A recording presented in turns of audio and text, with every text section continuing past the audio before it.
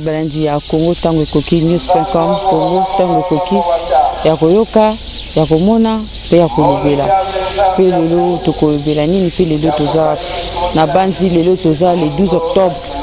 2016 et ça 65e anniversaire ya papa Simon Kimbangu kiangani naissance na mort eza mukolo oyo papa Simon Kimbangu akabola kinzoto na ye na molimo na ye le 12 octobre 51 na mboka Lubumbashi ye na mbanza kamba Yerusalemi papa Simon Kimbangu kiangani asili kobotama même date même heure ya wana lelo toza tozo célébrer fête munene awa na mbanza kamba Yerusalemi ye pe mokili mobimba wapi oyo bana papa Simon Kimbangu kiangani bazali mokili mobimba tozo sepela elongo na bango ya wana toza awa toza na fête tolanda na intégrité nyonso to ba fête ebandi ndeni pe ko suka ndenge nini pe ba fête na biso na Lingomba tosala ngweza ka 3 jours lelo toza premier jour totala ndenge nini fête koleka tolanda biso nyonso na bokebi nyonso merci. Ma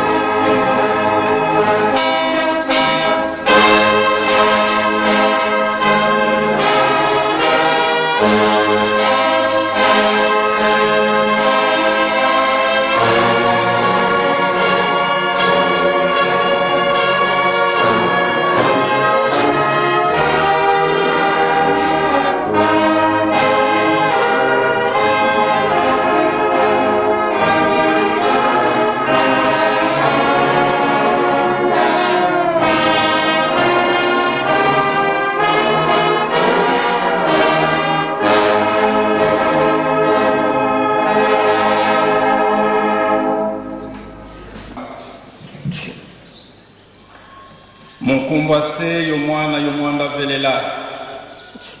tata nzambi pumu yisu tata mwanda papa kisolo kele lukelo papa dia lunga na kyangani papa dia ngenda kuntima ingeye papa simu kimbangu kyangani pevya nlongo mwanda velela nzambi betu tubatunge unzambi utulemvu kila kadivanza masumu tuena tusumu kanga mama mingi nkisumu ovilo osisumu seyo mwana pevya nlongo amen. Na kombo ya tata ya mwana pe tata mulemu santu pona bandeko na biso oyo bayake na retard totanga kiliboso mikanda mibale mokanda ya luyembo ya bayuda psaume de David chapitre 33 verset 12 tuye kotanga lisusu mokanda ya mibale ya Moïse chapitre 20 verset 1 à 17 pe mikanda mibale oyo biso totangi mokanda ya Yohana chapitre 14 verset 15 à 17 pe chapitre 12 verset 23 à 24 na mokanda ya luyembo ya bayuda luyembo oyo ezali bandeko na biso bayuda batu bayembaki nzembo oyo pona kolakisa monene tata nzambe na ntango wana mabota ebele ezalaki na mokili mobimba me tata nzambe ayaki kopona kaka bobele libota ya bayuda po ete ezala libota na ye ndenge toyoki ete esengo na libota oyo ezali ete nzambi nde mokonzi na bango ezali libota tata nzambe aponaki utakala mpo ete bazala bato na ye wana ezalaki libota ya bana Israeli oyo nzambe aponaki kati na mabota ya mokili mobimba apesaki bango mpe mibeko mpo ete batambola na bolingo na ye pamba te nzambe amonaki ete lokula na poni libota oyo malamu nalakisa bango lolenge bakoki kotambola bango mpe bayuda bayebaki ete ya solo biso tozali libota ya nzambe pamba te bokeseni monene ezalaki entre mabota ya mokili na libota ya bayuda lelo oyo na ekeke oyo ya mine tata nzambe aponi papa Simon Kimbangu biso mpe soki totali kati na mokili mobimba mabota ezali ebele me tata nzambe aponi libota ya bayindu ezala libota ya nzambe ayi koponela biso papa Simon Kimbangu na bayuda nzambe aponaki Yakobo boyi balandaki ye nzambe apesaki lisusu Yakobo kombo mosusu Israel ezali na Genèse chapitre 32 verset 28 Israel oyo balandaki ye libota wana babenga baki baisraelite biso mpe tata nzambe na ekeke ya mine aponi libota ya bayindu po ete ezala libota na ye aponi papa Simon Kimbangu boyo balandi papa Simon Kimbangu babengami bakimbangiste nakende kosenga mosungi mosusu po ete aya kofanda na bino pamba te nkolo Yesu amonaki mameme ezalaki 199 emonanaka me mpate moko emonanaka te epui nkolo Yesu alobi ete nazali na bampate mosusu baza na ndako oyo te me nakosala manso po ete baza na ndako moko mpe mokengeli moko mpate oyo azangaki kati na etonga mutu mwindu yango nde nkolo Yesu alobi ete malamu nakende epai ya tata nasengela bino mosungi aya kofanda na bino libela alobi lisusu soki ngai nakei te mosungi akoya te me soki akei akoya makambo mingi mazali na ngai po ete nayebisa bino kasi na nivo oyo nazali komonela bino mwaye bokoka koyeba yango ezali te kasi tika ye aya nde akokamba bino na solo nyonso makambo mingi na yebisi bino te yende moto akoya koyebisa bino yango tango pe tata molimo santu aye ye moto ya liboso ayebisi biso ete lisumu oyo moto mwindo akotelaki na pasi tozwakaki ndoki ye moto alobi na biso ete moto ya liboso ata nzambe asalaka moto mwindo kata na molimo santo tango aye mokili eningani mokili amondi ce n'est pas possible molimo santo azala moto molimo santo azala moto mwindo peut-être molimo santo kokozala nemelie moto mais aza kokozala moto mwindo te soki bandeko na biso oyo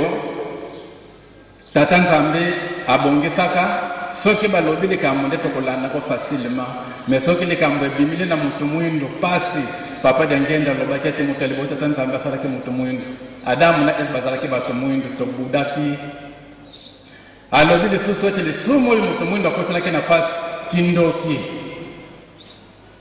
tembe me nzoka nde nkolusa ayebaki ete alobaki ete makambo mingi mazalanga mpona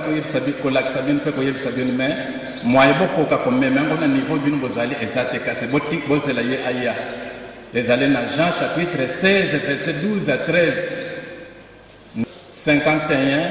papa Simon Kimbango olobi ete boloko na ngai esili baporte ya kokanga mema abimi libanda na libolanga ete na ye nakozonga lisusu na ndako oyo te boloko na ngai esili ndenge toyokanaki na nkolo na ngai nakokisi 30 ans le 12 septembre 51 kuna na Lubumbashi na 15 heures apemi atiki molimo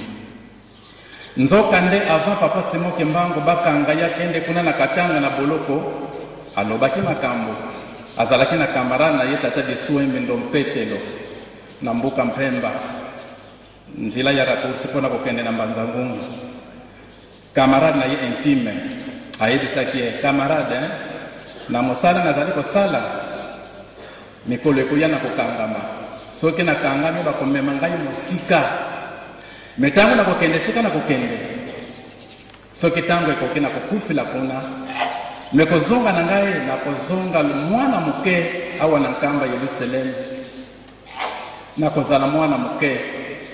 me yo kozanga te koyeba papa Simon Kimbangu le 12 octobre 51 atiki nzutu avant tika nzutu bakutani na tata Disuembe Ndompetelo kuna na Mpemba mwana moke ya 5 ans aza kobenga Disuembe ala ayoki ye wana paza koya me atala mwana moke aza kobalula miso nani moto abenga a répété Disuembe mwana moke mungungu ya mukolo ingeka te naleki na nkamba nakei na nkamba okuya kukuta ngai na nkamba naleki papa Simon Kimbangu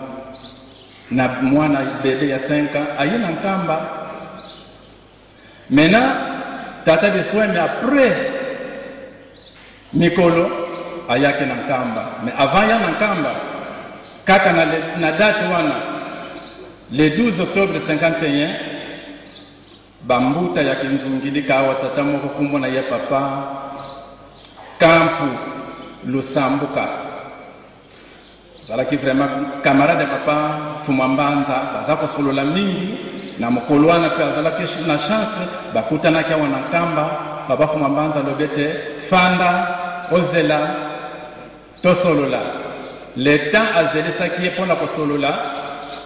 mupepe moko ya makasi aza lokola mwa distraction atala kaka mbo genome ya moka akote na ndako ya papa Fumambanza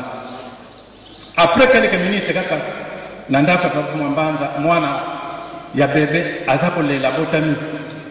bakende kotala mwana mobali kaka na mokolo wana avant mwana wana botama mama Louise koko ya mama Buimindabo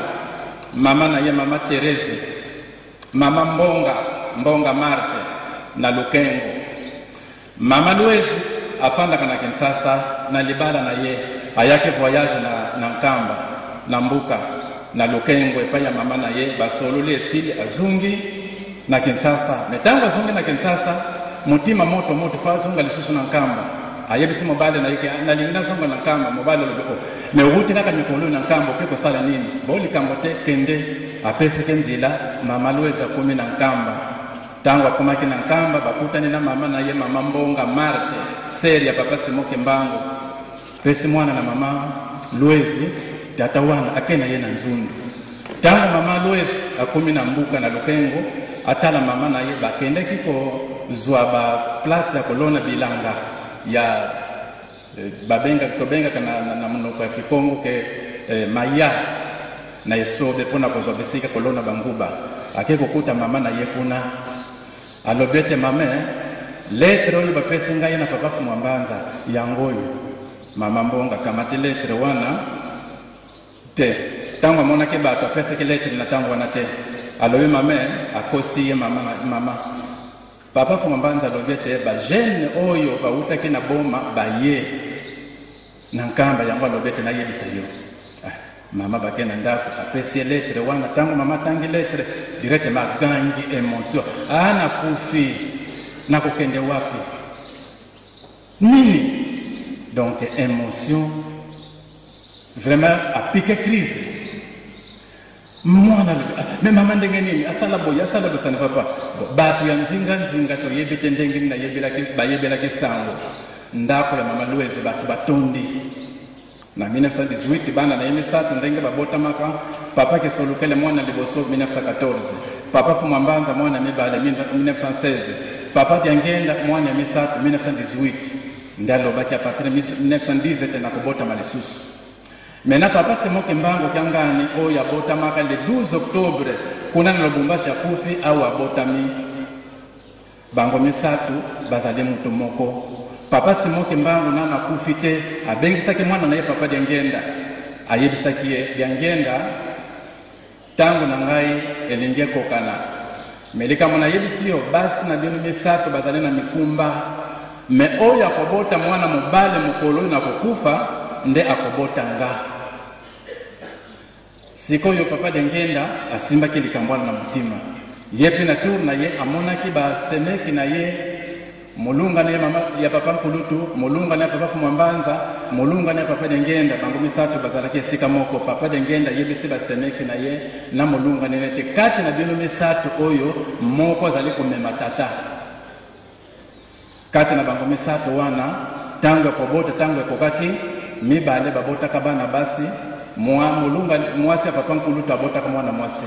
mwasi papa Diangenda kunti mabota kama mwana mwasi me mwasi papa Dialunga na kyangani le wana bota kama mwana mobali na le 12 octobre 51 ye wana papa Simoke Mbango kyangani alo bango misatu ndenge bazali boye bazali kaka mutu moko et puis bango misatu ndenge bazali boye bazali kaka na mission moko oyo bayelaki na mokili papa Simoke Mbango numéro 1 tango azumusale pa ya nkolo Yesu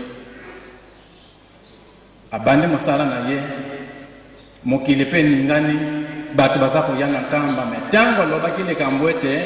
mwindu akozala mondele akozala mwindu nde likambo bakangelaki bamonaki ete moto oyo soki totiki ye tokuwumina na mokili oyo te bakangi papa Simoke Mbango mpona moto mwindu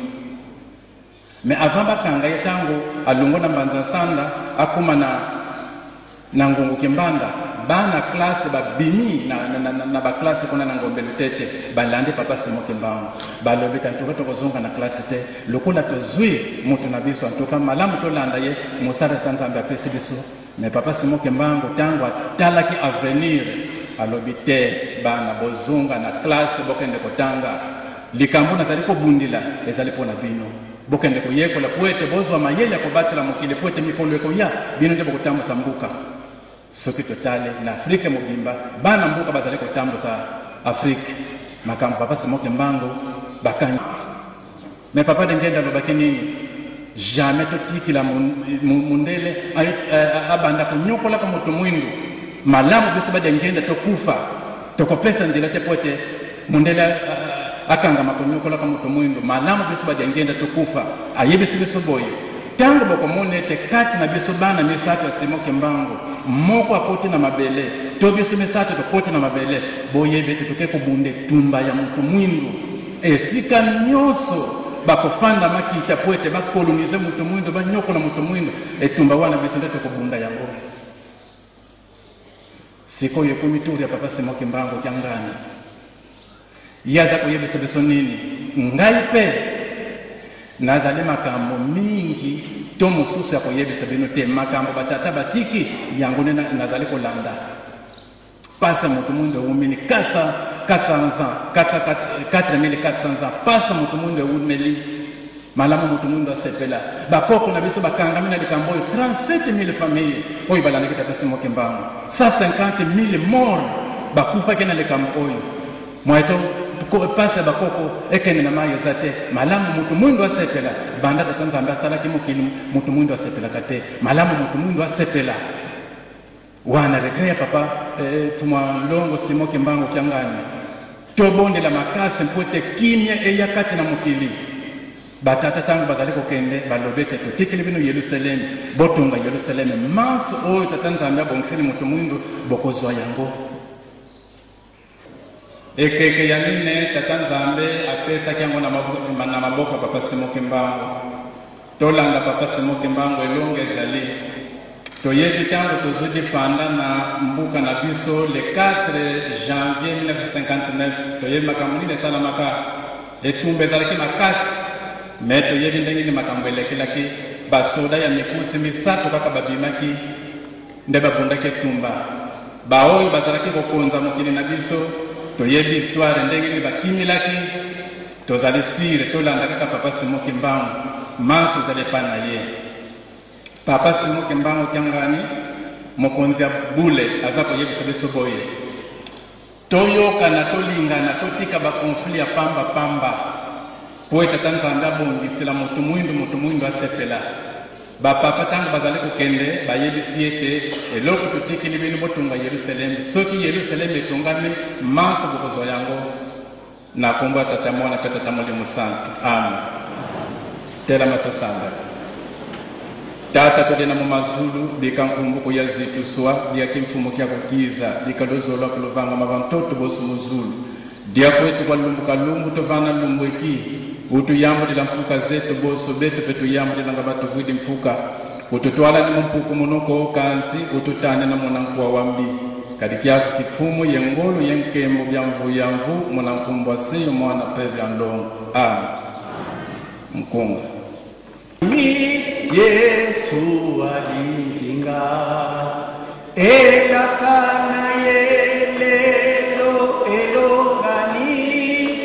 molimo musantu ayeikonanga lelo nandimi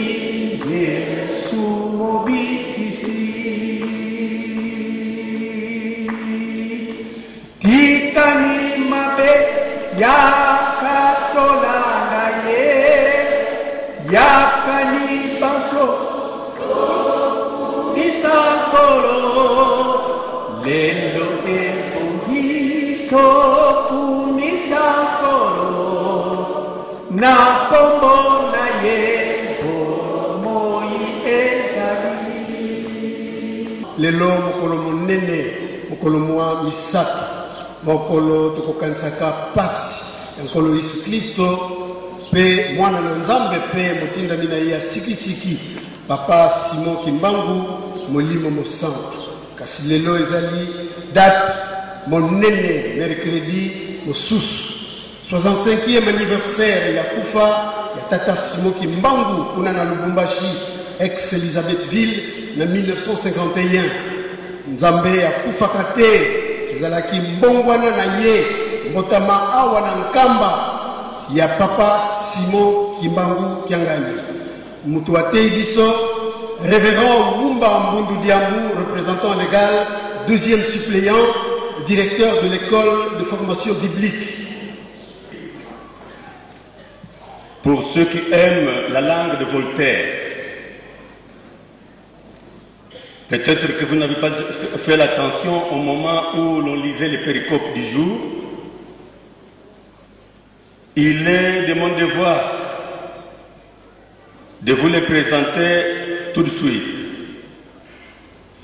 Le prédicateur a utilisé en tout 4 péricopes essentielles. Primo, nous avons psalmodié le 33e psaume, mais juste un verset clé, c'est le 12e.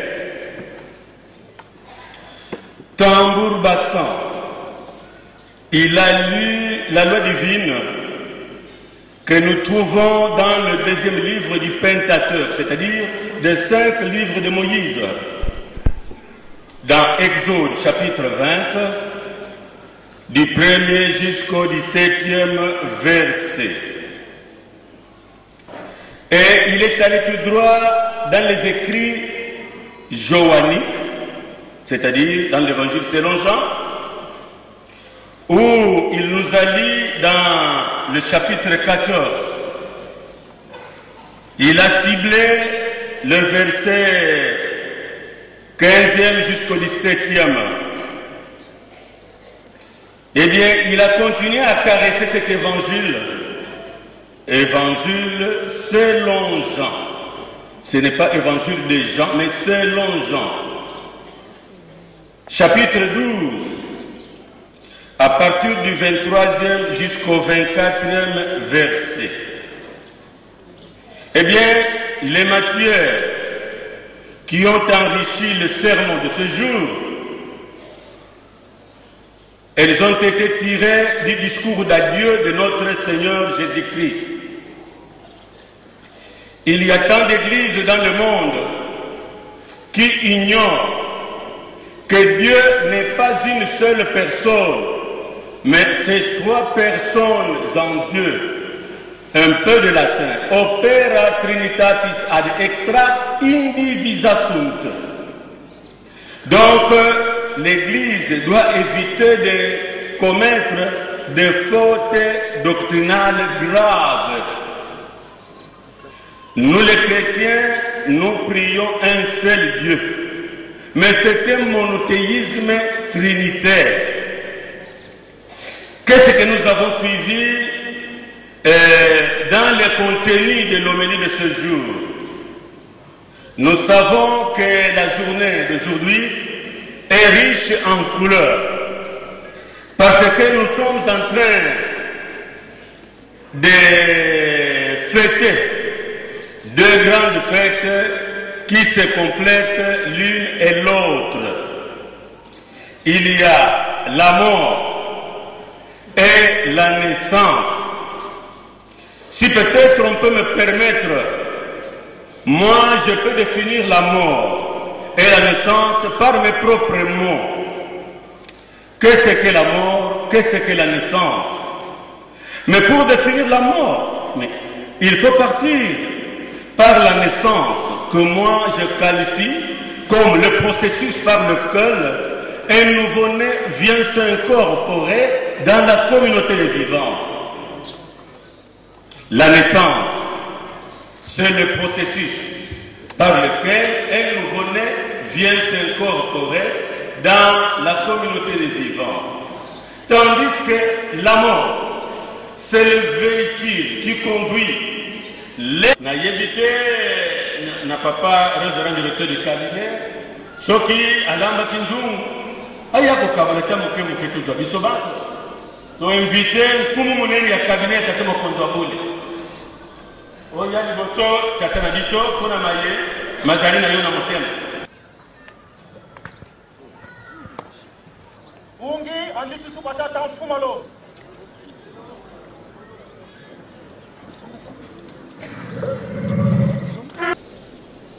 Au nom du Père, du Fils et du Saint-Esprit. Leurs Excellences, Madame et Messieurs les ministres, Monsieur le Concile de la République d'Angola en RDC, Excellences, Monsieur le Vice-gouverneur de la ville-province de Kinshasa, distingués invités à vos titres et qualités respectifs, Mesdames, mesdemoiselles et messieurs, chers frères et sœurs en Christ, au nom de son éminence, Simon Kimbangu Kiangani, chef spirituel et représentant légal de l'église kimagiste, nous avons le signe honneur de vous adresser nos salutations fraternelles et vous souhaiter la bienvenue ici en Kamba, Nouvelle-Jérusalem, berceau du kimagisme et siège international de l'Église de Jésus-Christ sur la terre par son envoyé spécial Simon Kimbangu ou Église kimagiste. Tous les kimagistes sont honorés de votre présence parmi nous, malgré vos multiples occupations liées à vos lourdes responsabilités et l'état de route difficile. Vous êtes venus partager avec nous, vos frères et sœurs kimagistes, quelques moments sacrés et historiques en ce jour particulier de célébration d'un double anniversaire ici en Kamba, Nouvelle-Jérusalem. Leurs Excellences, Madame et Messieurs le ministre, Monsieur le Consul de la République d'Angola en RDC, Excellences, Monsieur le Vice-Gouverneur de la ville-province de Kinshasa, distingués invités à vos titres et qualités respectifs, Mesdames, Mesdemoiselles et Messieurs, chers frères et sœurs en Christ. En effet, chaque année, comme jadis avec les enfants d'Israël, qui montaient 3 fois par an à Jérusalem pour glorifier l'Éternel, les kimagistes venant de partout à travers le monde, à l'instant même où Papa Simon Kimbangu quittait ses corps matériels à Lubumbashi, il renaissait en Kamba dans un autre corps, celui de Papa Simon Kimbangu Kiangani. Le mystère de la réincarnation venait de s'accomplir pour la seconde fois, selon ce que Papa Simon Kimbangu avait annoncé à son fils cadet, Papa Diangenda Kuntima Joseph. Nous citons: cette année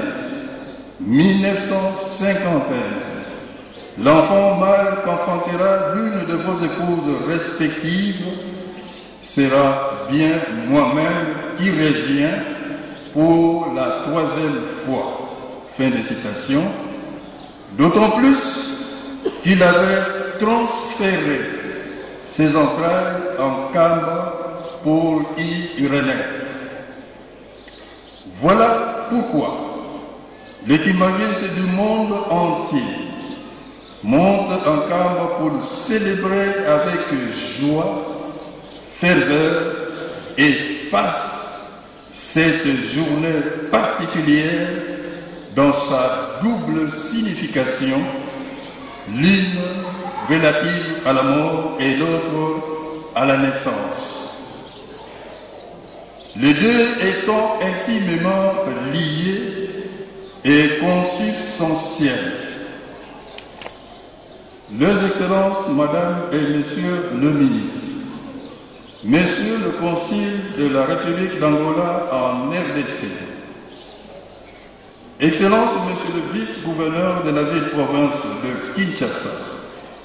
distingués invités à vos titres et qualités respectifs, Mesdames,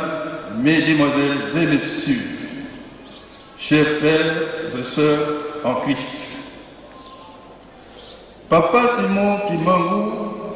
est entré dans l'histoire universelle, une histoire heureuse, malgré les humiliations, les souffrances et les traitements inhumains. L'histoire de l'église Kimangis est particulière et comparable à celle des enfants d'Israël. Papa Simon Kimbangu,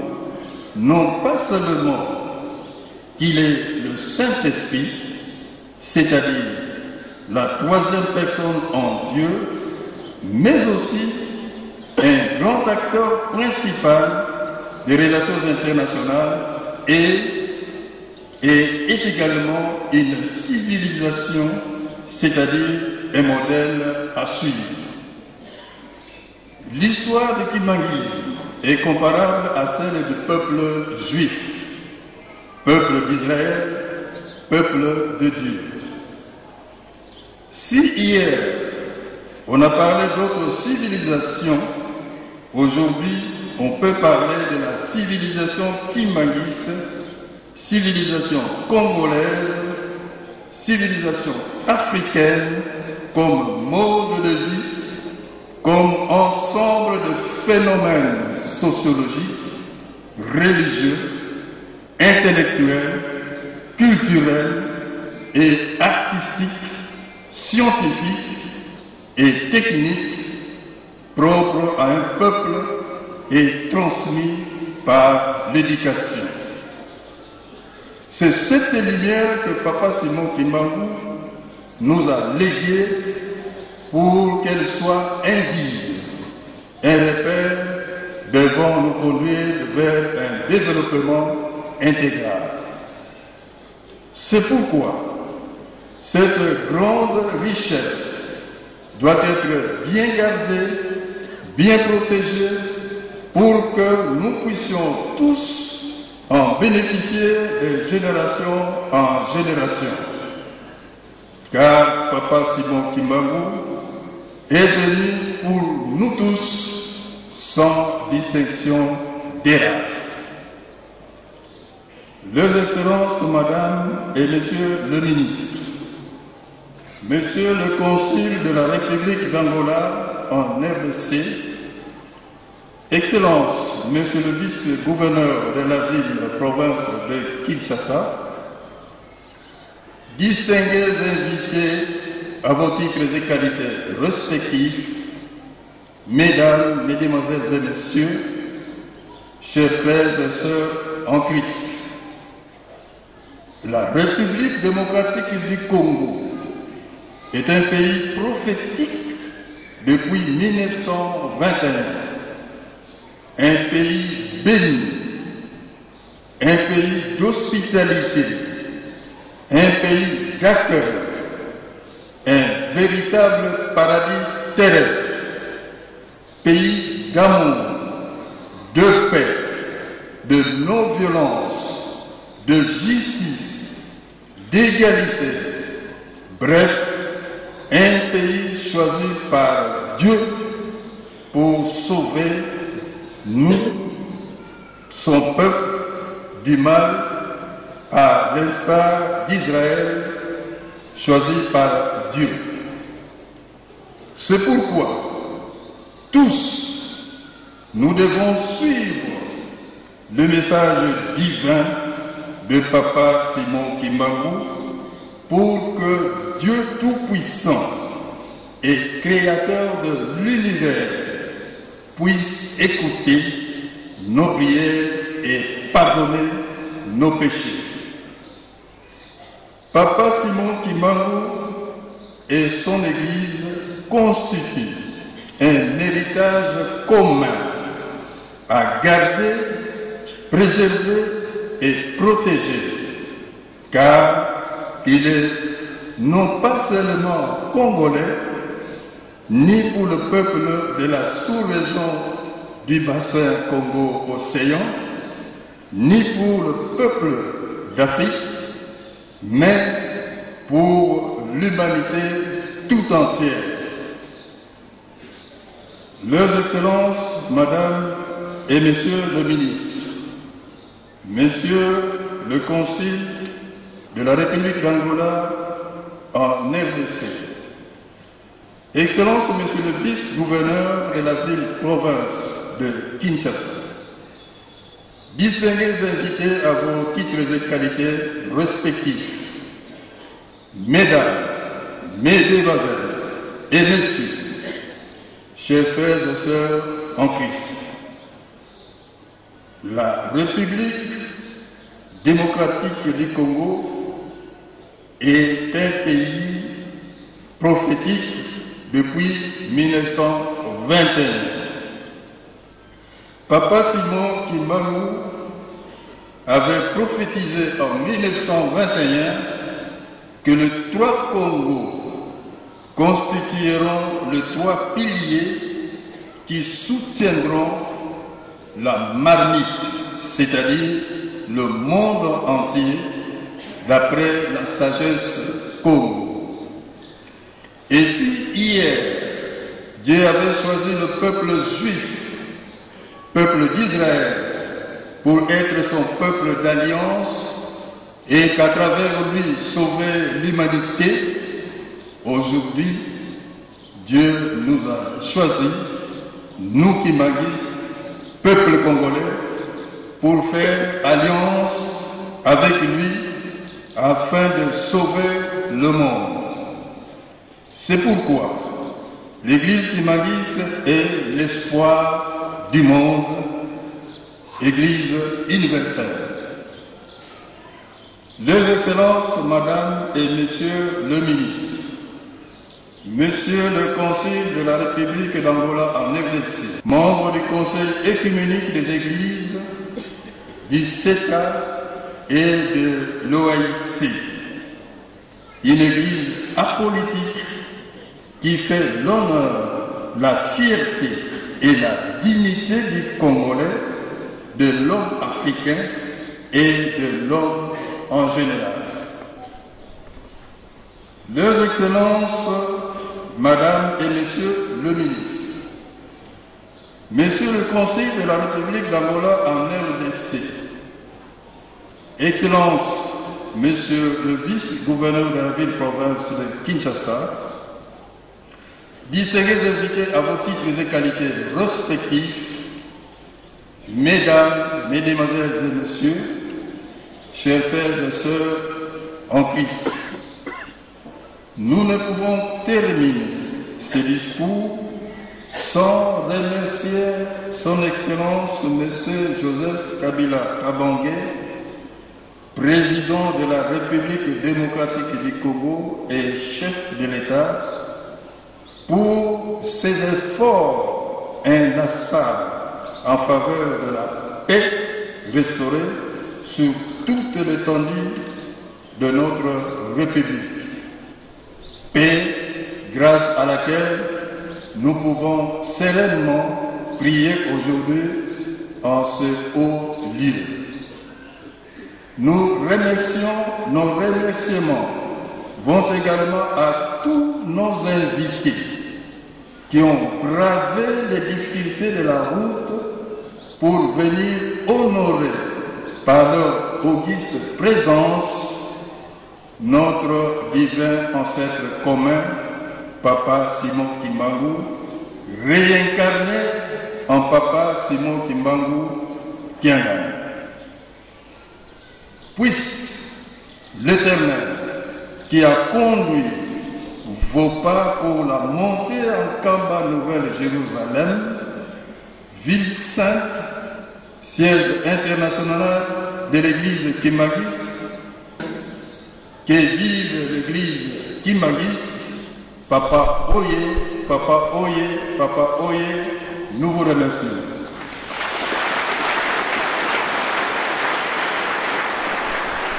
C'est si vous avez perdu des vies que notre monde est en train d'aller de cataclysme en cataclysme. Donc le monde est dans les tohu wabohu, dans un désordre généralisé. Alors il faut que ce monde soit dirigé par le vrai Dieu, mais pas par les charlatans. Parce que Dieu veut récupérer la situation. Il n'est pas encore trop tard. Merci pour les discours Kimbanguiste Oye.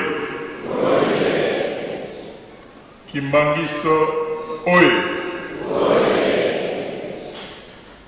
Attendez, modérateur,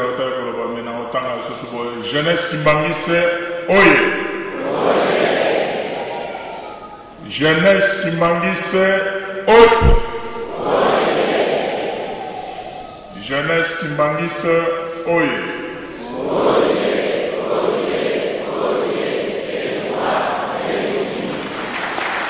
Merci beaucoup. Papa chef spirituel,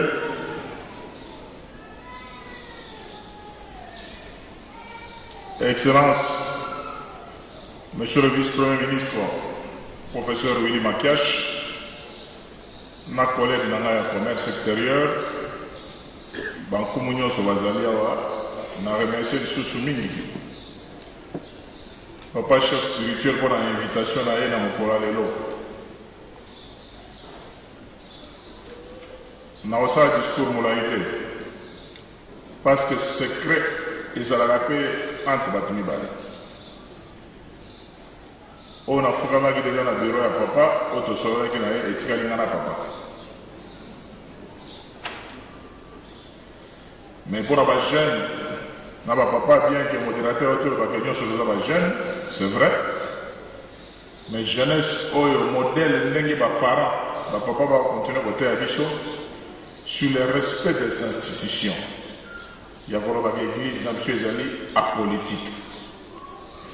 Toto Sakaba Konzamboka parce que tout pouvoir vient de qui? De Dieu. Il y a un ami qui faut partager dans le banc. Et les jeunes qui m'ont dit que papa a béni signe à accompagner. Comme le président national, le président provincial de la jeunesse qui m'a dit de Kinshasa, il y a un boutou tout le monde de la côte. Je remercie les gens qui ont accompagné le O ayebi, pour secret par le rappel à Batobelé. Pendant la commande à tête à ministère, bilembo mon anata. Avant la bande à Moussala, Naïch Awa, to sola gina papa, Toyo Kanaki, Nakindaki.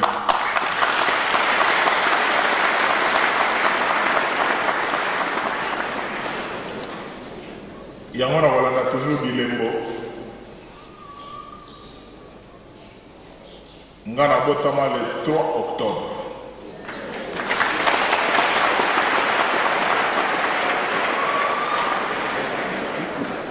Le 3 octobre, il y a ici 50 ans.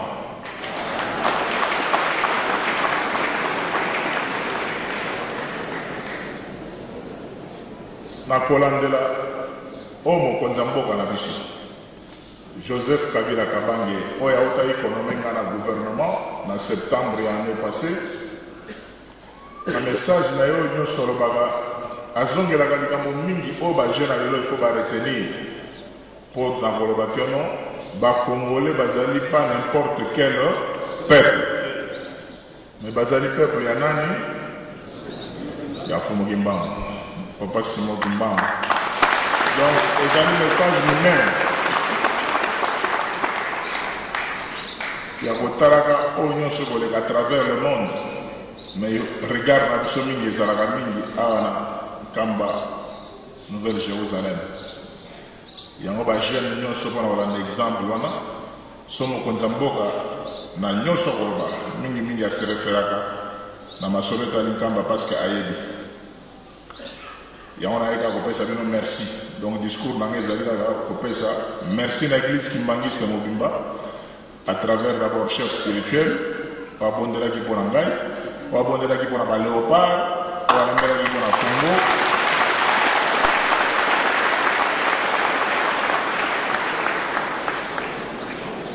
Il y a un ababa qui le 3 octobre, plus on est sur la carte Sanza, il y a octobre, Sanza, où ils allaient très spirituel, le mois d'octobre, na botamine octobre, le 12 octobre, Makamobele, Oyotoyeli, Awa, Obino Boyebi, double cérémonie Oyotoyeli, Awa, na Bobandelaté, parce que modérateur à Saloba Yango, Yango Tolobagi, toluka elembo ya même identique na coupe oyo tozwaki na chane oyo ezali symbolique toyoka na malamu elembo parce que coupe wana mpo tozwa yango libela il faut toganye yango 3 fois so toganye 3 fois nde togarde yango na bamisie na biso mais biso en tant que bakonzi ya sport lokola toyebi ndenge nzela totambolelaka parce que makambo ya sport il faut koyeba yango makambo ya sport il faut koyeba yango yango nalobaki naluka elembo oyo na yango naya kolakisa papa Simon mais bana Congo lokola bamoni keno ekomi possible balobi keno ere okoma kona senga susu tozwa susu kana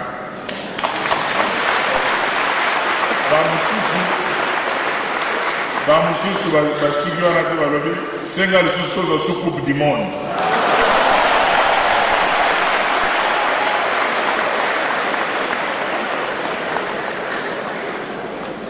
toza kosenga na kondimaka oyo nyonso tokosengi kosalela parce que biso toyebi ndenge totambolelaka yango nayeka kopesa merci na papa Simon na baorientation na baconseil parce que ata ere nakomata avion bacolaborateur na ngai ere nakomata avion mpona kokende Kigali bon secret mpe fo kogarde yango eloko nyonso nalingaka kosala nabengaka nano papa sikoyo tokosala nde nazwaka baorientation yango nanga nakopesa kaka merci na nyonso église kimbangiste kosala merci bosenga na biso mpe ya kimia na mboka na biso surtout biso mpona bajeune oyoki nde modérateur alobaki mpona mokonzi ya mboka je crois que excellence monsieur vice premier ministre akozongela yango mpo totonga mboka na biso Congo toza besoin na kimia bajeune kimbangiste oyo tokutana na bango na centre oyo tokosola bango so na centre kimbangiste lisusu mikolo ekoya bayebi contrat nini tosala na bango bajeune kimbangiste mpo tozala modèle ya jeunesse congolaise balanda exemple bajeune kimbangiste ce n'est pas normal ke tozalaka na vision to ya kodétruire biloko oyo ya biso moko eza message ya moto ayekeli konzambe te parce que Dieu est amour nzambe azali bolingo moto aza na bolingo ya kodétruire biloko ya mboka na ye te so botali mingi biloko ya kodétruire eza mingi kaka bajeune oyo bakotya bango makanisi ya moto mais tosolaki na centre kimbangiste tokozongela yango régulièrement tokofongola mpe avec bancadreur ya biso ya bajeune kimbangiste na bajeune ya baconfession religieuse mosusu de sorte que tosala baenseignement na centre kimbangiste mpe na ozonga na kisasa awa bajeune ya baconfession mosusu baya mpo balanda message oyo tokosolaka bajeune kimbangiste sur la paix kimia na bolingo ya mboka na biso donc yanga discours ya lelo ezalaki kaka merci kaka merci mpona nyonso esali merci tambour battant. Maintenant, c'est le tour de Madame la ministre en charge du commerce extérieur, Madame Ngoudia Nefertiti. Vraiment excellence, je vous invite de passer. Mkumbwase yemwanda velela nzolele tete vutula funda lya matondo kwa tata mfumwa longo yandi umbokili muyangalala yenu mulungu ya mpila yayo ibuna bika nzambi kasikwa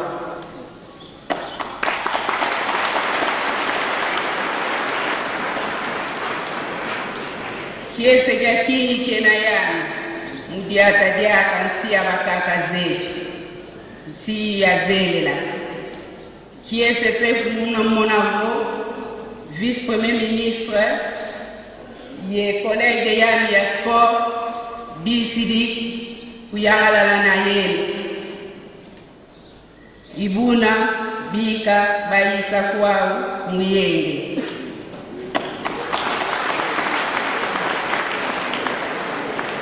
na kombo ya tata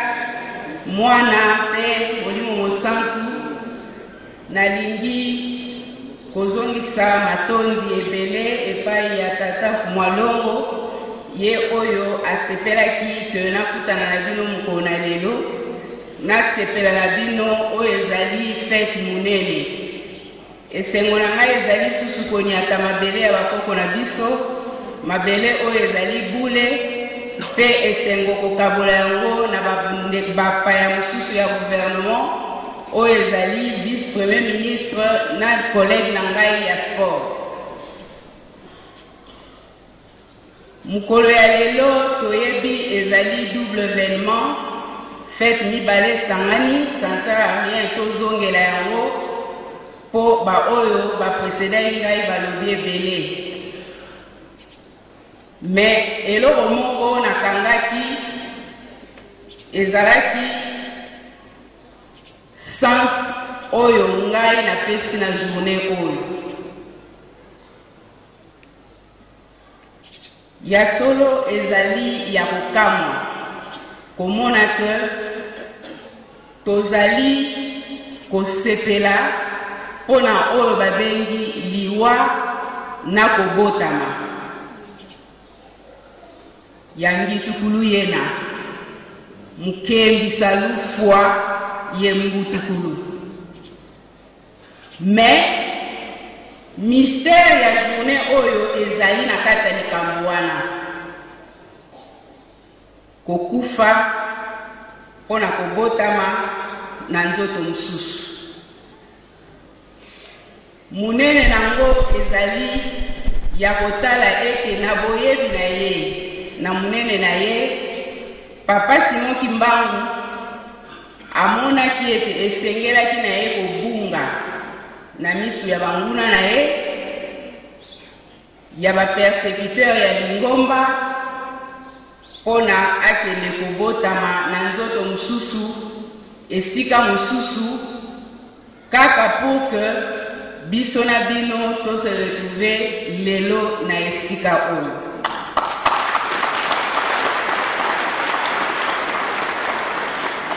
Mystère wana yango wana oyo baye ya français bazali kolobela la réincarnation. Mais nalingi koinsiste na likambo moko ya solo ndeko na ngai collègue na ngai ya sport alobeli jeunesse mais koya na ngai esika oyo nalingai koloba te mais naye kokanisa ke esengeli na ngai koadrese liloba mokie na bamama kwa bamama ngetizonsa betu tubuta tout ça mpona komema biso toyeba koluka basolution apaisée kasi biso bamama toza na responsabilité munene responsabilité ya komema kimia responsabilité ya kobatela kimia responsabilité ya kobuka mabolongo mpona kimia eya mais esuki kaka wana te baéchéance ezali ebele lobi na lobi bakobetela biso lisolo ya enrôlement lobi kuna bakobetela biso lisolo ya baélection est-ce toyebaka ke 52% ya population ya mboka na biso ezali représenté par bamama donc bamama toleki bapapa na ebele donc soki mpe tolingi kimia esengeli na biso to agir kaka na kobondela te to agir mpe mpona kimia nasepeli su koyoka ke église kimbangisi ezali église oyo totosaka mibeko kotosa mibeko mpe ezali kosalela oyo ezali devoir na ngai devoir na ngai ya kosanrole devoir na ngai ya kovote po lobi na lobi esengeli na yo mpe opona mutu oyo omoni ke akomemela yo kimia na yango nalobaki nakoloba ebele te kwa tata Mfumwalongo Mbutukulu ya Mbote mbotama malamu na papa chef spirituel me na kombo ya bamama nyonso ya RDC nazali kosenga likambo moko mpona sukisa ya solo tolobeli dialogue toza na posa mpe misala wana ese conclure mpo toyebi ete badesizio ekobima kuna mpe ekomemela biso kimia. Nasepeli collègue na ngai Denis Kambaya alobi ke ayaki asengaki mpe papa alobaki liloba lelo oyo ezali mokolo ya papa oyo abotami na nzoto mpe na molimo. Nazali na kombo ya bamama nyonso ya Congo kosenga eke papa aloba liloba mpona kimia na mboka na biso.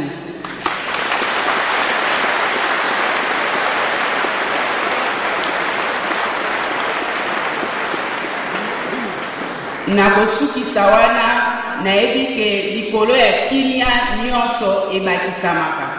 Ekimia wana tondimisami ete soki accord politique oyo tozali kozala na dialogue esinyame ezali nzela monene ezali kofungwama mpona kimia na mbote na mboka na biso. Na yango nasengi ete moko na moko amema kimia na ndako na ye na kombo ya Tata, Mwana mpe Molimo Mosantu. Amen. Tozali na ngala ya papa vice-premier ministre, ministre du Travail et Prévoyance sociale. Soki kombo na ye ozali na agenda komaka tango oyo ke na invitation ya papa bayeba tosi baye. Parce que bamosusu baza lokola baeffice terra bamonani te me bayi bamonani mpenza bamoni pasi ya nzela ya nkamba mpe bakomi mipai oyo na kati na bango nkumu monene ye wana vani na kati kombo na ye son excellence monsieur Willy Makiashi bokoma katango totondi botondi na kombo ya Tata ya Mwana pe ya Molimo Mosantu totondi botondi na Tata na biso son éminence chef spirituel ya Église Timbangisi totondi pe botondi na Tata mokonzi wa ekolo na biso Joseph Kabange oyo atindaki premier ministre apesa biso nzela asalela biso révolution potoya na nkamba Nouvelle Jérusalem totondi pe ba ndeko nyonso o bafandi awa tosepeli mpona mokolo ya lelo omoni maloba nyonso esi elobami mais na français balobaka ete la répétition c'est la mère de la science parce que bible bino mo boyebi eza likambo ya kala mpe eza ya sika na ntongo bolobi yango na pokwa bolobi yango ebanda de siècle en siècle mais eza kaka ya sika yango tozongeli na koloba ete koya oyo biso toyawa na compte ya gouvernement ndenge bakambi balobi toye korepresente gouvernement ya République démocratique du Congo toye na kuzu te toye officiellement na ordre de mission oyo premier ministre apesi biso pays azwi nzela na ya Tata mokonzi wa ekolo Joseph Kabila elingi koloba ete nkamba Nouvelle Jérusalem ezali esika oyo biso nyonso esengeli totia miso parce que ndeko ministre ya sport alobi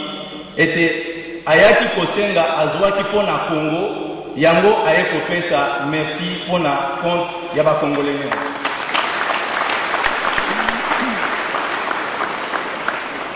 parce que Bible epe lobi balobi nzambe alobi po bozwa esengeli bosala nini bosenga siko mwana asengaka epai ya Tata Bible elobi eske mwana akosenga mbisi epai ya Tata Tata apesa ye nyoka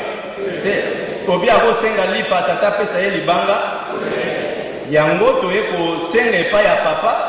chef spirituel esika batikaka biso balobi bokokendaka nde kuna na Nouvelle Jérusalem.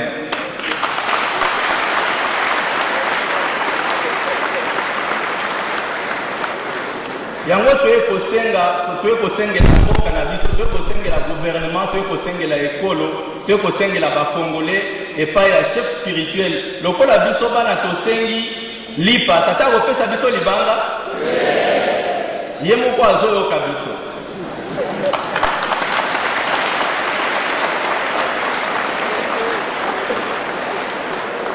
Toye kosenga ye aloba liloba moko pona Congo, pona kimia na Congo, pona bomoko ya Congo, pona Congo etombwama, po mutu mwindu akoma mondele.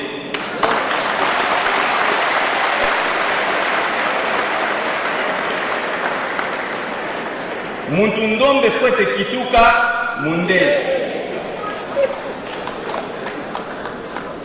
Na yango maloba nyonso eze pa ya tata biso toyeko pesa merci toyeko na niveau ya gouvernement ya likolo po bandeko nyonso bayeba ete nzela esika toutaki babosanaka yango te. Bokozonga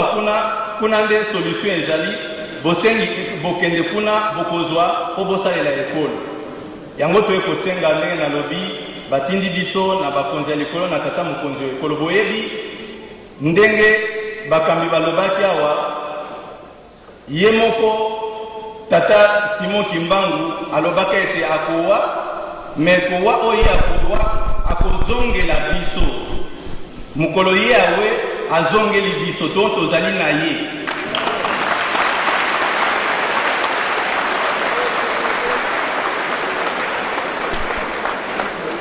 Lokola tozali na ye toza biso moko te.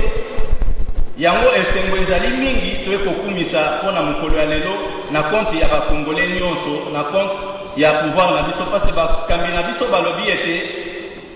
biso batu mwindu tonyokwana maka mingi, surtout bakimbangisa atangi nombre ya bakimbangisa na bafamille o bawaka ezali tozongela yango te, eza somo lokola bayuda pe boyebi ndenge bawaka po biso pe toza nzela moko na bango. Alors, kowa wana biso towaka ebele lelo boye esengeli tososola alobi ete ezali leta wana nde anyokolaka biso, me lelo lokola toza na bakonzi ya leta oyo bazali korekonaître nani oyo mutu mwindu, nani oyo chef spirituel kimbangisi, il faudra biso totosa bakonzi ya leta parce que bango nde baza kokamba mboka bokonzi euti kuna. Ye moko tata chef spirituel alobaka yango tango tata mokonzi abengisi bango na Kinshasa na consultation ya dialogue tolandaki, alobaki ete soki leta asengi biso tokoboya te parce que tango biso tosengaka ye asalisaka biso. Yango toye kosenga po ete tata ayokela biso aloba liloba moko bomoko ezonga na kati ya mboka, kimia ezonga na kati ya mboka etongama. Toza na mokambi aza liboso baza kokamba biso tango ya maponomi ekoya bakongole bakopona, me baponaka na désordre te parce que balobaka mvolangani kamanisa mvolangani ko. Donc désordre elenga manisa désordre ve ben elenga kwenda bena désordre sama na kumanisa désordre. Doyoina betike lomba ngwakana kuvanda kimvuka kuvanda. Pona yango ifo tozonga na Nouvelle Jérusalem epai ya yeme chef spirituel.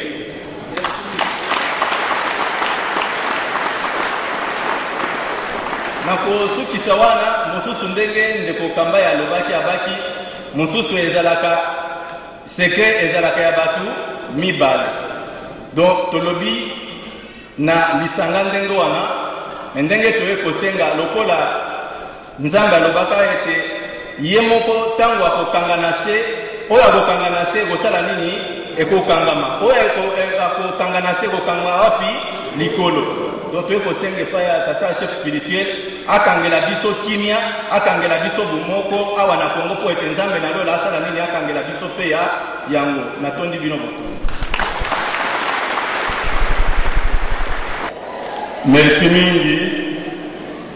na Kongo na tata na mwana pe molimo san Nzambe na biso alingaka asali bolamu opesi matondi ya kosepela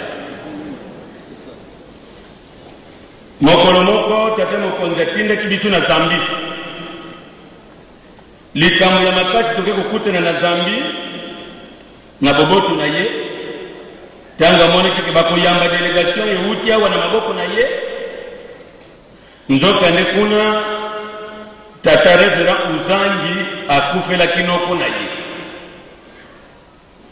papa amonaki ete ekozala mabe po biso tokendeki na mfumu wa nzungasa tokende komona pasi kuna nini papa asalaki tango bandeko na Zambi na Lusaka babengaki papa Fumalongo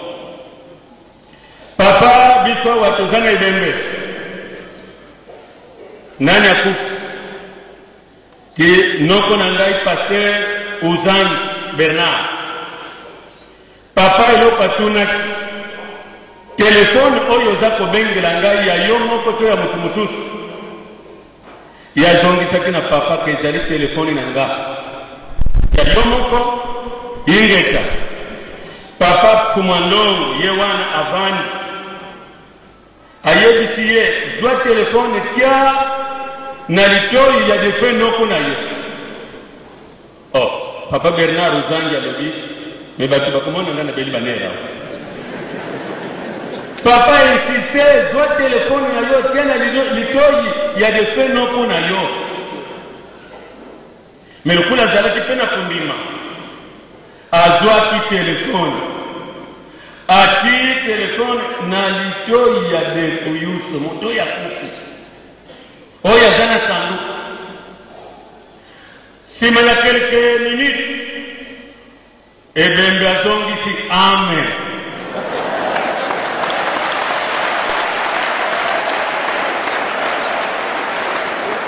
ntango tozongaki na Zambi ngai nayi koyebisa papa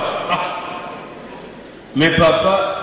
makambo ozosalela baninga baza mosika na bamili ya bakilometre me bongo awa na kati ya nkamba ayebisi ngai soki nalandi mosala wana tokotonga te me na kati ya Lubumbashi ngai mpe namonaki likambo ya kokamba tozongi Lusaka tokomi na kati ya Lubumbashi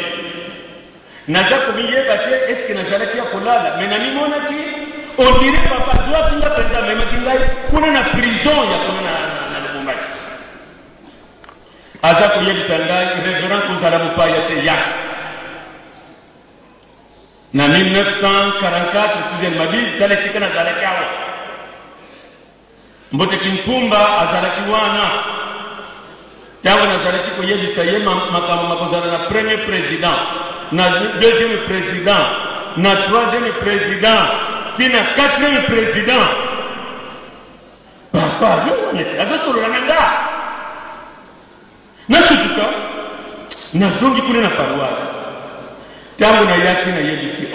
makambo nini papa wana ngai namoni kuna ayebisi ngai ke naza ayebisaki biso délégation mobimba ke nazalaki kolanda bino ala luku bisika nyonso boza kokende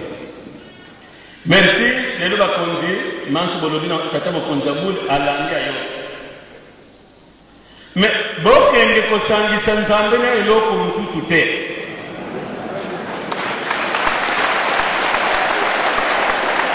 wa mule douce wabutuka mule douce kafwana neye muntu wa mpimpita tata mwanda velela widi ndomba za masemeto bana babokele diambu badididi luvuva mulukondolo beto mpe komantere iyoyo kwani bana Zulu ngeye ntinu amintinu mfumu azimfumu nkibi kubindikidi mukutuvana luvuvamu mu makongo matatu mu Afriki ya onsono yenza ya mvimba kadingeye kwa kuntinu amintinu kufwana neye muntu ko katukutuminiko tata katukutuminiko lomba tutakulomba kalibuna da sona malamu na masonu kwa vo lombele sikavewa tombele sika solola kunguti sika zibudulwa unu kikibutulukidi ekolo wa butuluka monito mfumu Yesu bambasi bayibila nkunga kuna zulu nkembo kwa nzabi mukayengele yenge bantoto mubantu bazolakana tala tukalumutakina yeunu yenge kunshantangu kwa nkatu mvita tata mwanda vela tukulombele watu vana luvuvamu bosobona nova za bana bako sejeto tata mwanda vela tangu yelokula ifweni tukubokele wiza kuntwala wasikilisa bana bako yefokola saa. Merci. Na kombo ya tata mwana pe tata olimosan tolandaki mate na biso bateyaki biso na tata pasteur abandelaki na banzembo bayuda ake na mibeko mikanda na ye ya suka toyoki tobomba tosalela mpona mokolo wana tobika tata na biso bamama na biso bajeune toza na esengo mingi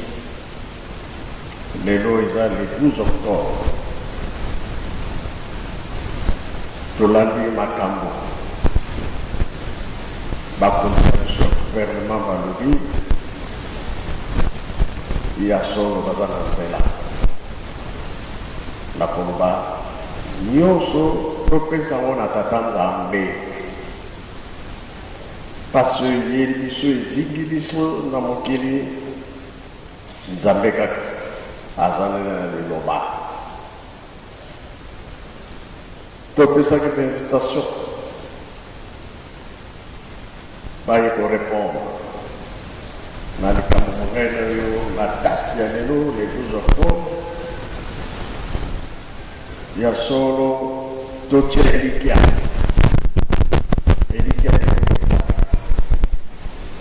nani yango toye kosalela fete tata simoki mbao kubengi ye mwili monsanto donc maloba na bango message na bango ekotelinga makasi nga nalobaka boye na biso bakembaki ke ntango oyo toza lisusu na makambo ya koloba te mais oyo bazali koya bakoya koloba na biso makambo mingi lelo toyoki yango pesi esengo mingi na bakonzi na biso azali batinda liso ya mokonzi bokende bozala na bango biso mpe tokobosa na bango te na mabondeli mokili eza na mpasi mokili mobimba eza na mpasi mpasi oyo nkolo yesu yamonaka yango ye mpe abombaki te ayebisi bayekoli ke mokili ekuningana bitumba ekozala makasi oyokani ekozala lisusu te na ntango wana mbula ekobeta ekotonda tremblement mabele ekoningana oyo nyonso tozomona na miso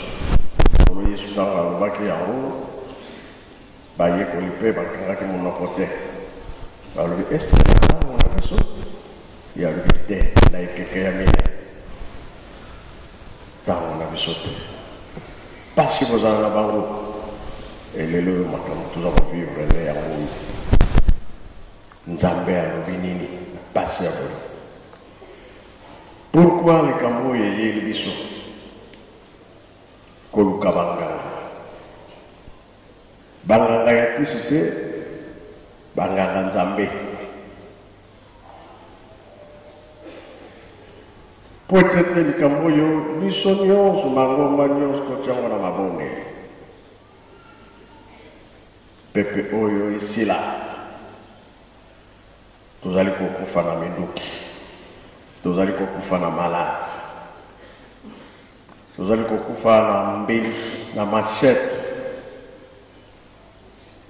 basiliki mai mpe ezali koboma mopepe ezali koboma bakake ezali koboma totali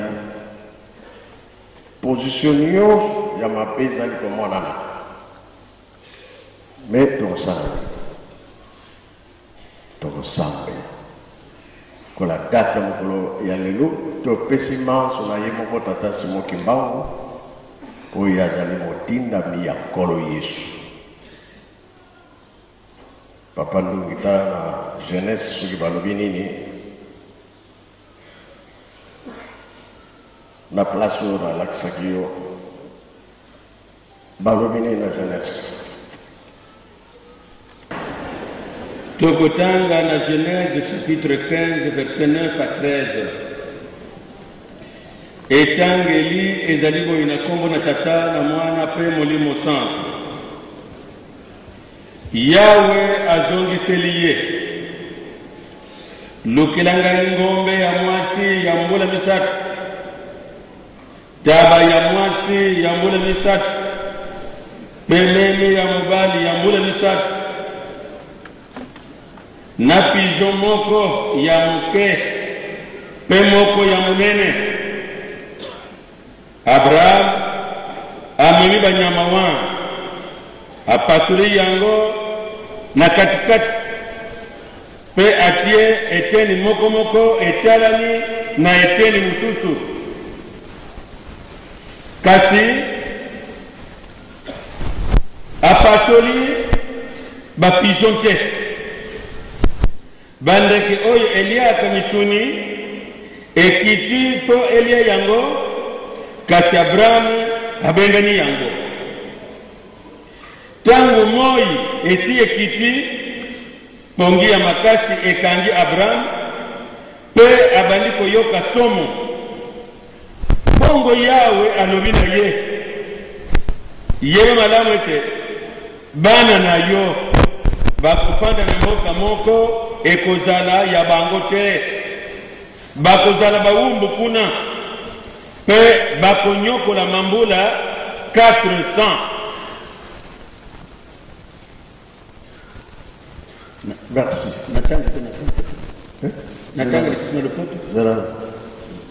Oyo tangi elakisini oyo totangi awa ya lisolo ya tata Nzambe na koko na biso Abraham. Nzambe apesi ye mukumba ya kotumba mbeka kopasula banyama. Antuka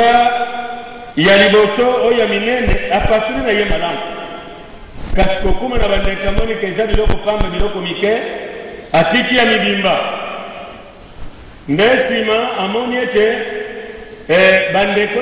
baliaka misuni babandiko ya bawela misuni mina moye ezalaki makasi. Abraham ayeli te kamemi ngambo na tata Nzambe na tango azwi mwa pongi ya moi makasi elali ye Nzambe aza koyebisa ye ketala ndenge ovandi wana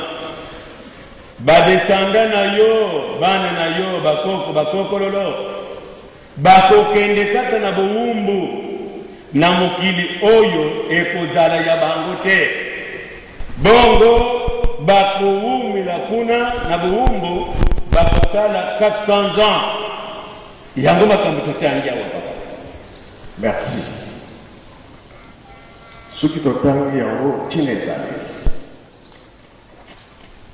toyebi bien ke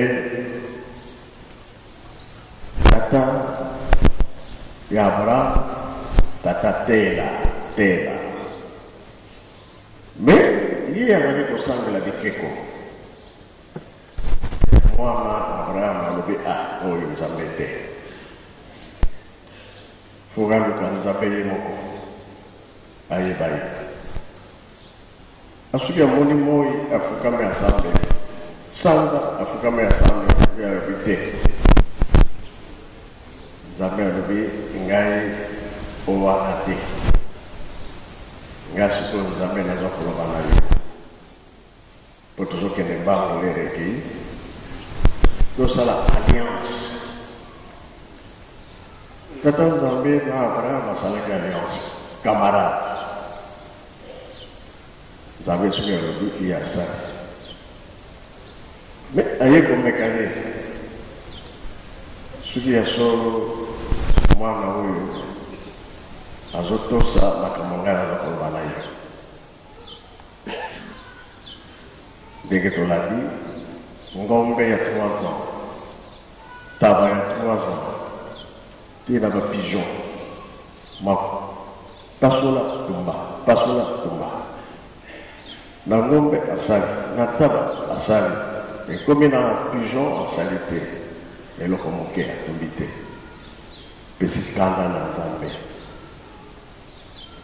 yango alobaki ke libota na yo okokota bowumbu na Egypte 400 ans tomoni ke esika wana soki eloko moke nzambe atindi yo osaleli yango te etu ozala mpasi totali Adam oyo bakweyaki na masumu esike basengaki bolimisi te Noé nzambe apesi ye programme mais lokola biso moko tobebisaka tosengaka Noé mwana liboso moto mwini esike asengaki bolimisi te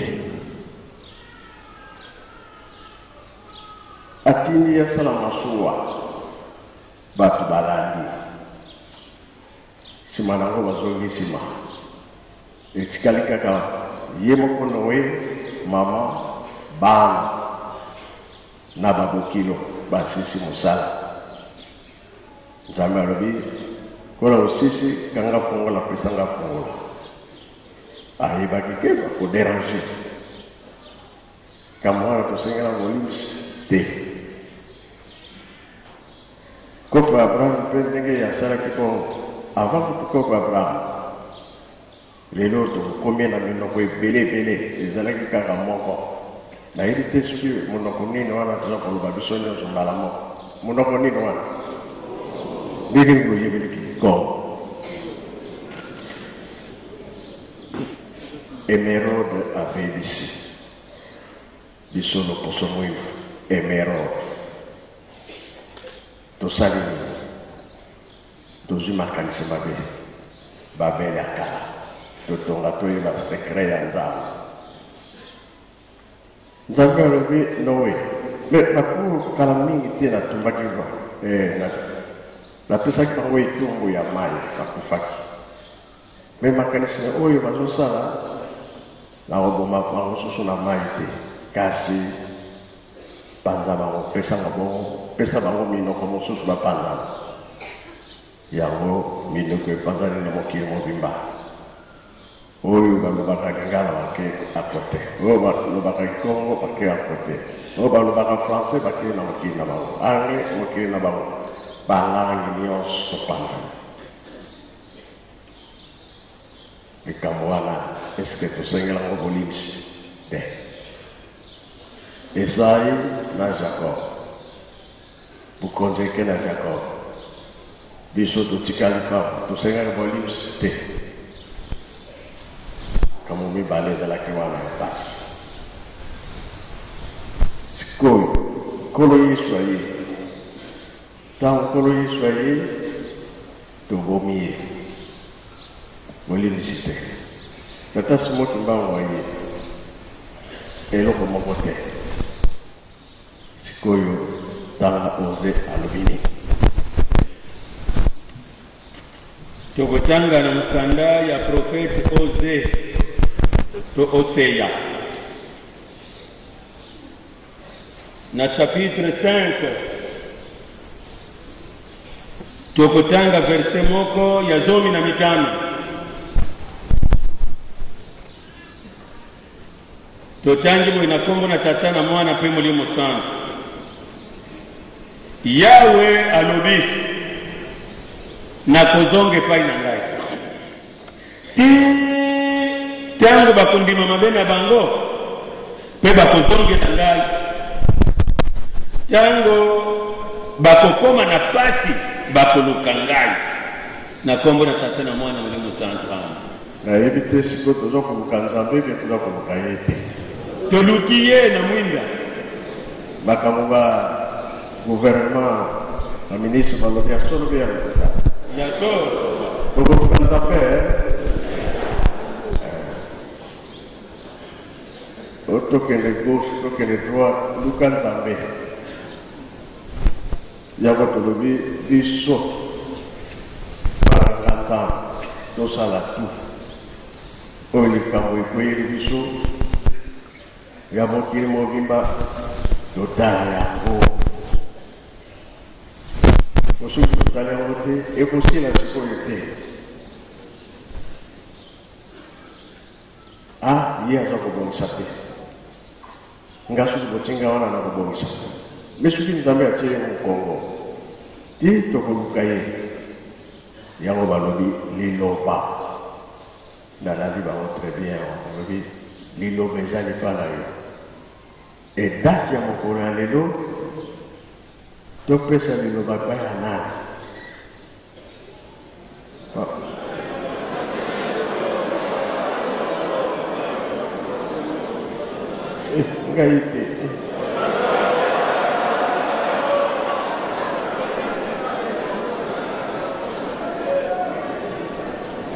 Saya kena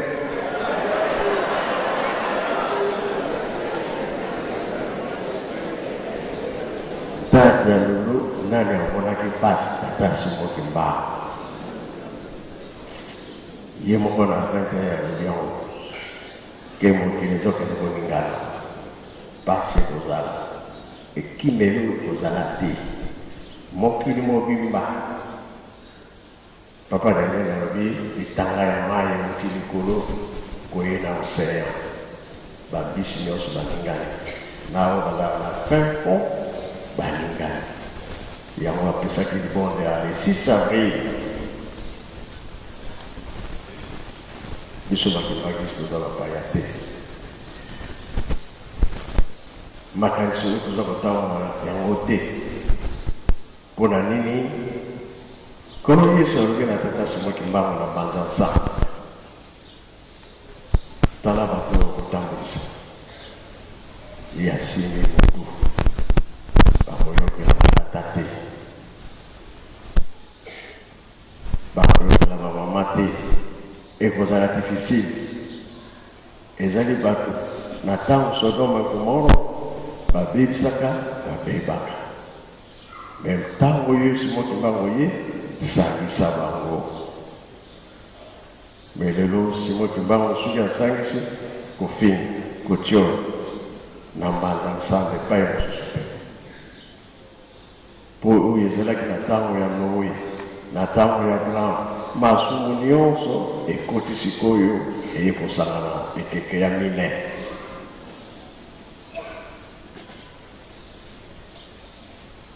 Tutele merali kamu tutala.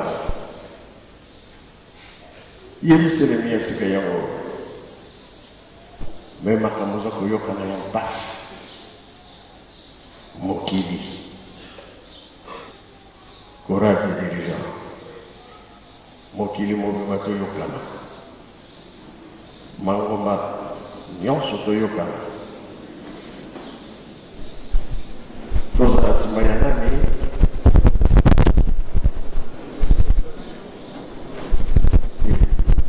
wapunga na zona mwana mke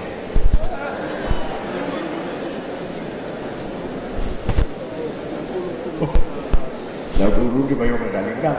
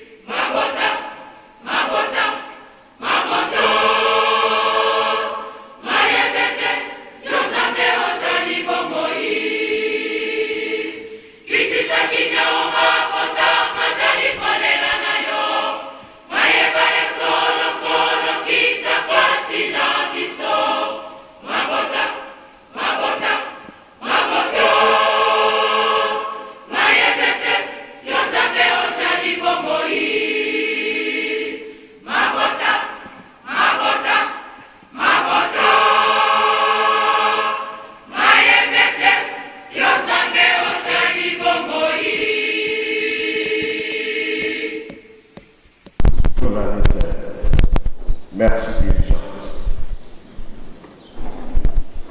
Makambo yango ezaka na maboko ya Nzambe. Avant tokoma wana efo bisoba. Tosengela ngobonisi. Toyebisi tosenga ngobonisi balebele. Mais comme simo kimbanga lobaki na 21 soki tokomi na esika wana te tongona kaka mpasi kokontinue. Alobaka na ye makambo ebele kasi ya suka te toko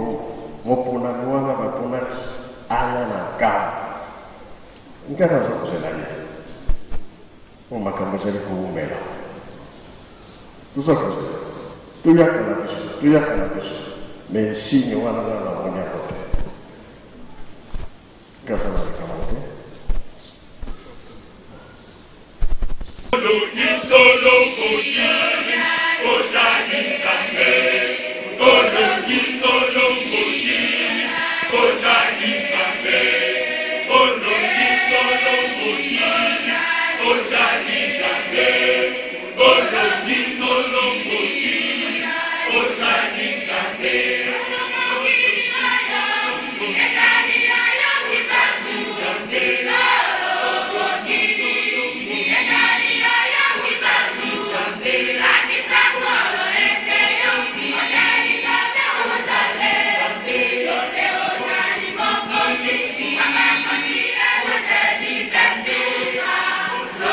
Thank you.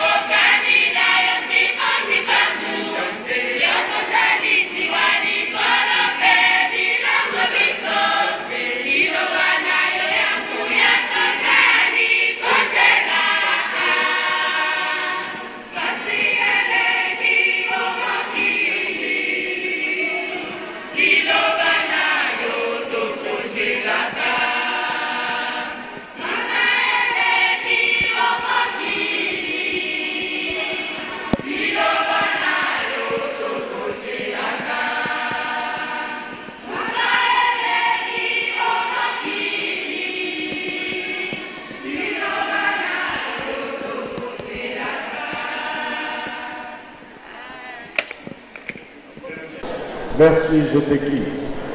Pour les écrire. Au centre de la vie.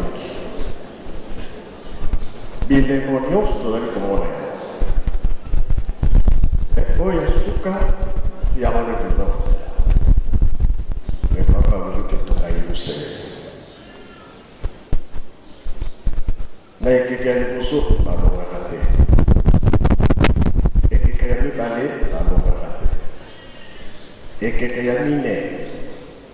Le papa, il y a des ça, on va rater. Oya mine ya oya suka asangi makamo nyonso tia mama yo kimbao tala makamo wa kasi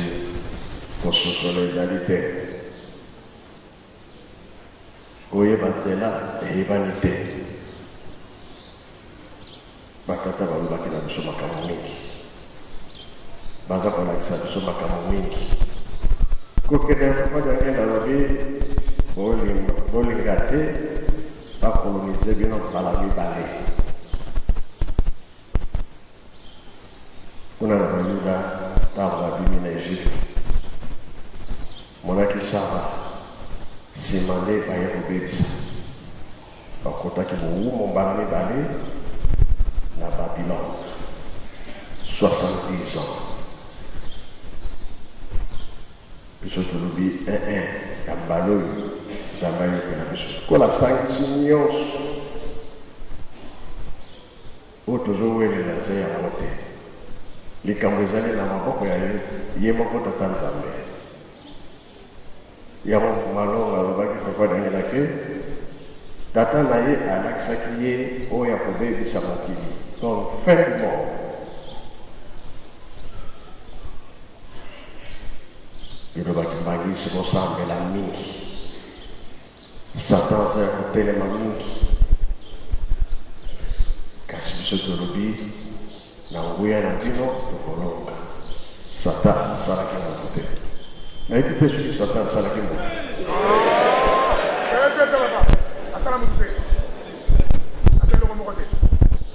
kati ya le 12 octobre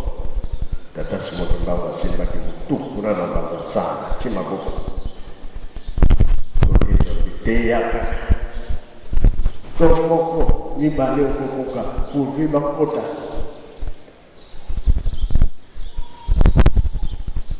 na mokili ya sika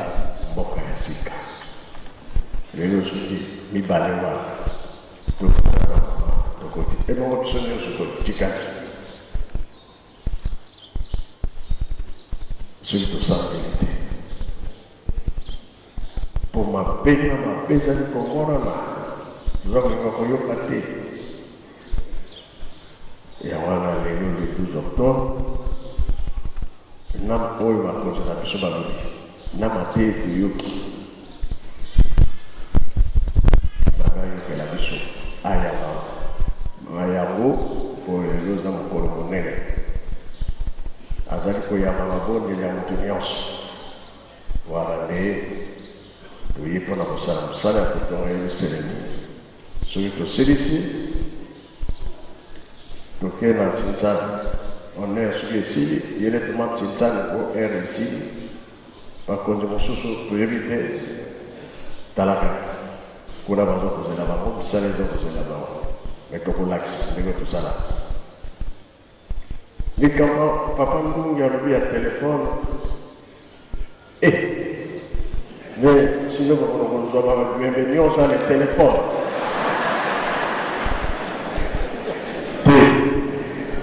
nous avons voté yo kani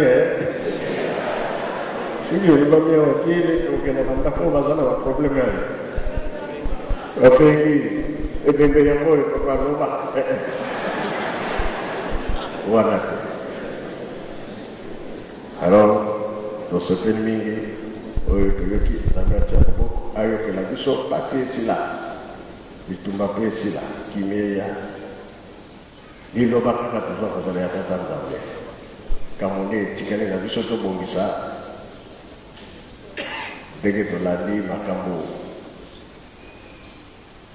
ya abraham me sukasuka azwaki mayele mpona bani ya matoliki ayeko mekaye susu mwana moko kaka Isaac atumbaye mbeka toyebi histoire asali tu akomi na koya kokoma mwana obite tala na nsima na yo meme ye wanakamata na place après azwaki mayele biso mpe tozwa mayele nzambe soki alobi tosala ndenge ya alingi soki ekesani kaka pasi sikoyo toza na mpasi nzambe atiaki biso mokongo toyebaka te banganga nzambe ya mikili mobimba banganga ya kisi te oyo badangami baresponsable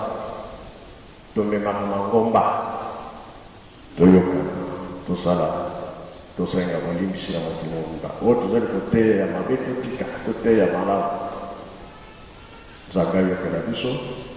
na kati ya bolingo mibeko mpe misala tata mwana mpe tata molimo sana amen.